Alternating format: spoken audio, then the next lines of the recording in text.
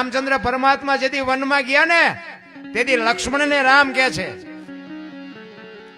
14 વર્ષ કાલ પૂરા થઈ જાય હું આવતો રહીશ. રામનું બાપનું ધ્યાન રાખજે, પ્રજાનું ધ્યાન રાખજે. અને લક્ષ્મણ મોટાભાઈને કહે છે, મોટાભાઈ મર્યાદાનો ભંગ થતો હોય તો મને માફ કરજો, પણ તમે મારા બાપ છો ને સીતા મારી માં છે, મારા મા બાપ વનમાં જતો હોય તો અયોધ્યાનું રાજ્યને જોઈને મુબારક માન નથી જોતું. નોખી નોખી માયુના છોકરા હતા, તમે રામાયણમાં જોવો તો ખરા. નોખી નોખી માયુના છોકરા, અયોધ્યાની ગાદીનો કોઈ ધણી નહોતો.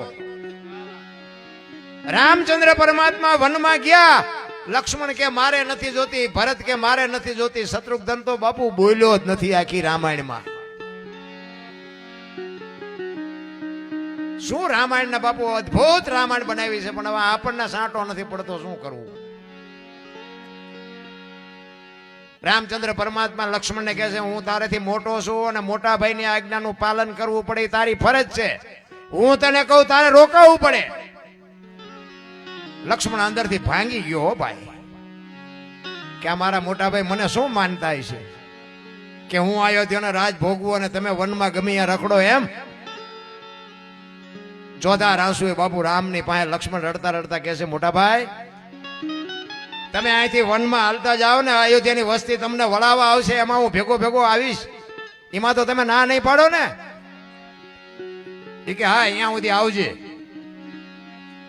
અને તે દી બાપુ સુમિત્રા નંદન કહે છે કે સરયુ નદીના કિનારે તમે આમ જાજો ને અયોધ્યાની વસ્તી આમ જાય ને મારા દેહનો જો સરયુ નદીમાં ઘા ન કરી દઉં તો હું સુમિત્રાનો દીકરો નહીં રામ. મારા દેહને આ જળમાં ઘા કરી દઉં, મારા ખોળિયામાંથી જીવ કાઢી નાખું, બાકી અયોધ્યામાં હું પાછો ન જાઉં. અને રામને એમ થયું કે લક્ષ્મણ અનર્થ કરી નાખશે. પછી એને કીધું કે તું માની રજા લેતો આય. મા પાસે રજા લેવા ગયો ને, સુમિત્રા માં એમ કે છે કે રામ ને સીતા વનમાં જતા હોય તો તારું અયોધ્યામાં કોઈ કામ નથી, આ તારે મારી રજા લેવા અવાય. અયોધ્યામાં બાપુ કોના વખાણ કરવા આપણે.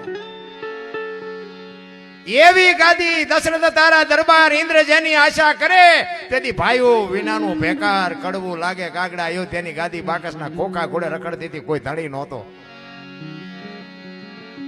અત્યારે જોઈએ તો સારું એમ કે એક વેચ જમીન હાટું હગો ભાઈ હગા ભાઈ મારી નાખે, ત્યાં આપણને એમ ખરી રામાયણ ક્યાં જઈ. પછી એક જાય ઉપર, એક જાય જેલમાં. જમીન તો અહીંયા પડી હોય. પછી ઓલો જેલમાં જો એની ખબર કાઢવા જાવ ને તો એ શું કે ઓલું પસાવી ગણ્યું ની જાય ભલે જાય, પણ મને બારો કઢાવો ત્યાં વ્યાજ જવા દીધી હોત તો તારે મોડું થઈ ગયું હોય. ધરતી રાજા રામની કોઈની પૂરી કરી નથી આસ, આની માથે કાંઈક રાણા રમી ગયા ને કાંઈક વ્યાઈ ગયા નિરાશ.